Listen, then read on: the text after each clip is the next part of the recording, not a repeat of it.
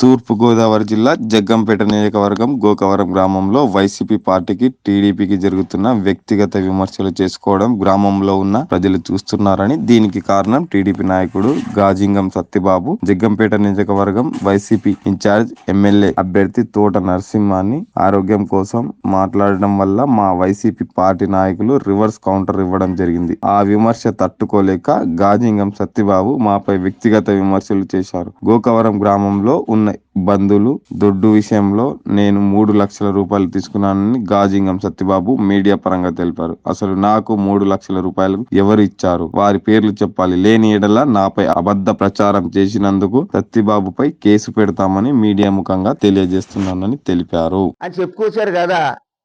10 లక్షల రూపాయలు బెట్టం కాయడం, నా గెలుపు కోసం కృషి చేయడం, నా గెలుపు దగ్గరగా 13 మెంబర్లు నెగ్గిన తర్వాత మీరే కాదు చాలా మంది సామాన్య కుటుంబాల వాళ్ళు కూడా నేను నెగ్గుతానని ఆశించారు. ఆశతో మీరు బెట్టింగ్ కాసి ఉంటారు, అది నాకు తెలియదు కదా. మరి ఈవేళ మీరు మాట్లాడి మాటలు చూస్తుంటే హాస్యాస్పదంగాను ఒక బూతుగా కూడా ఉంది. రెండోది, మీరు అలాగెళ్ళి కోట్లు సంపాదించేస్తున్నారు. రోడ్డు అంటే వెళ్ళి రోడ్డు అంటే వచ్చాయని చెప్పి అన్నారు. నేనంటే మరి పేదోడిని అడ్డగోలుగా కోట్లు సంపాదించేశాను.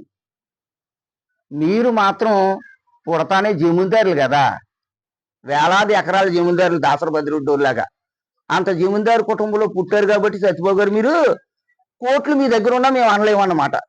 నేనంటే అడ్డగోలుగా సంపాదించేశాను. పేదోడిని ఉండి ఏ రకమైనటువంటి కార్యక్రమాలు లేకుండా అడ్డగోలుగా కోట్లు సంపాదించేశాను.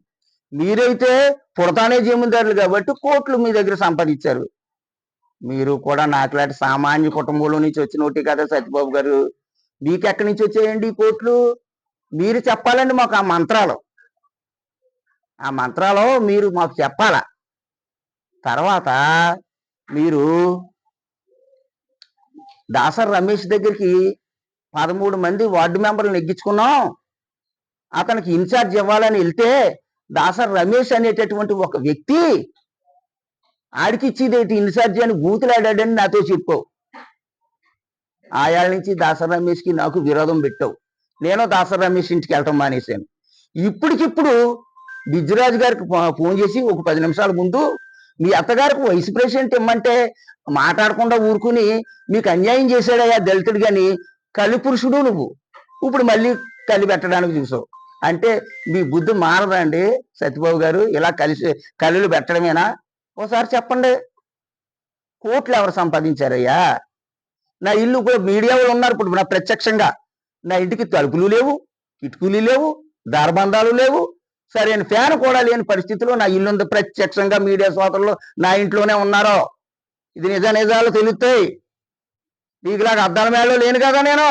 అడుక్కు తినే స్థాయి నుంచి అద్దాల మేడ దాకా వచ్చింది ఎవరో ఈ మండల నియోజకవర్గం ప్రజలందరికీ తెలుసు. కాబట్టి ఆ మంత్రాలు ఏమన్నా ఉంటే మాకు చెప్పు, మేము కూడా జాగ్రత్తగా డబ్బులు సంపాదిస్తాం, కోట్లు సంపాదిస్తాం.